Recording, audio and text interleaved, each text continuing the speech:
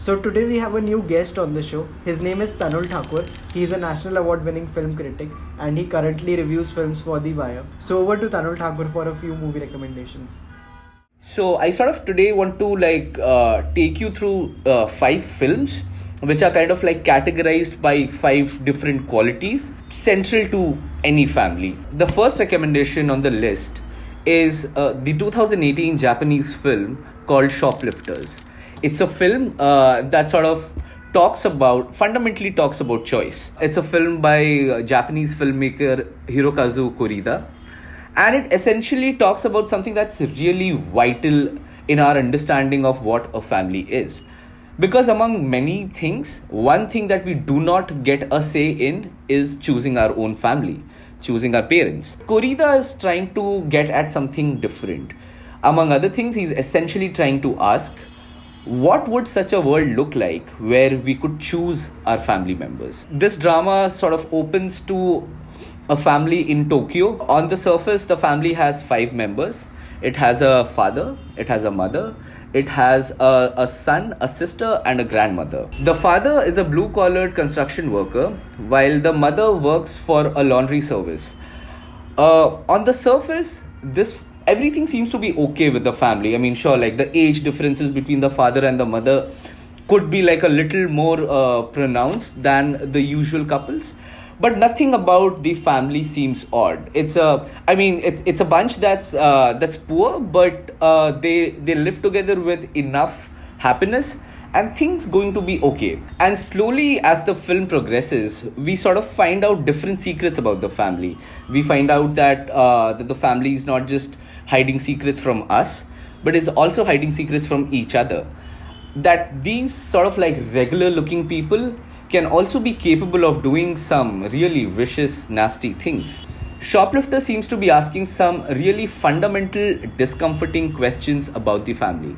Apart from the concept of choice that I spoke about, the movie also seems to be asking us, what does it take to build a healthy, nurturing family? In fact, how do you even define a family? Does family comprise of people who are only related by blood?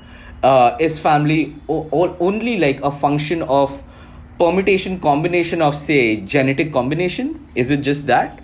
Or family can also be something which comprises people who are just come together and are sort of like, living under a roof. Shoplifters gets to these really nuanced, pointed questions about the mechanics and the politics of family that in fact I hadn't encountered in any film before. The second movie on the list is the 2011 American drama We Need to Talk About Kevin by Lynn Ramsey. It's a film that talks about essentially, among other things, the nature and the nurture concept. The movie stars Tilda Swinton as the mother and Ezra Miller as the son. The film starts on a very bleak note and it sort of maintains that tone throughout. At the beginning, we find out that something terrible has happened. What exactly, we are not sure about. But we do know for a fact that the mother has been sort of ostracized by the community. Then the film sort of like goes back, keeps cutting between the past and the present to tell you a very, very disturbing story about this family, which is essentially, it again comprises a father, a mother, a son, and later a daughter. But it is essentially a story about a mother and a son. What really makes the film great is when the film starts to sort of like, take a deep dive into the mind of the mother. The film cuts back, it goes into the past to show the kind of person the mother herself was. We find out that, and this is not a spoiler, we find out that, she did not want this kid, like this was an unplanned pregnancy. We find out that she wasn't as interested or in fact not interested at all in being a mother. Tilda Swinton wears a certain kind of impassivity on her face, a certain kind of passiveness in her early days of her being a mother, of coming to terms to raising a child who's perpetually crying, who's always on the rough edges right from the start. And she's not a typical mother as the film shows her as. The film makes it amply clear through excellent production design and beautiful cinematography that the mother and the child, in fact, could be mirror images of each other. That they are not as different from each other as the final consequences in the film turned out to be, or they make us believe. And that's something that's fascinating about we need to talk about, Kevin. The next film on the list, in fact, is not a fictional feature, it's a documentary. It's this 2012 American English documentary called The Imposter, made by this English filmmaker called Bart Layton. Unlike other family films, The Imposter doesn't unfold by introducing the family as a setup to begin with.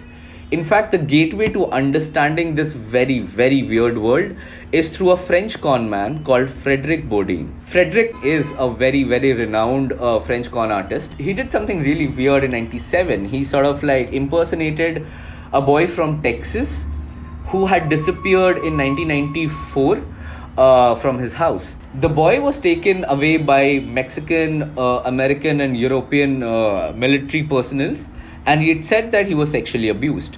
Now, 3 years later, 97, Frédéric, impersonating that boy, comes back to the family, and the family accepts him. What's really strange about The Imposter is, apart from this weird bizarreness of this con artist who has a history of doing this. I mean, there's an excellent New Yorker profile of on him by David Gran. So he's this one guy who's straight off the bat really fascinating, and I mean, he's up to also some disturbing things. I mean, essentially, in a sense, he goes and infiltrates a family and starts living with them, and everything seems to be fine. The Imposter, in a sense, is talking about something again that is very critical to a lot of families across cultures, and definitely it's definitely very relevant to Indian cultures.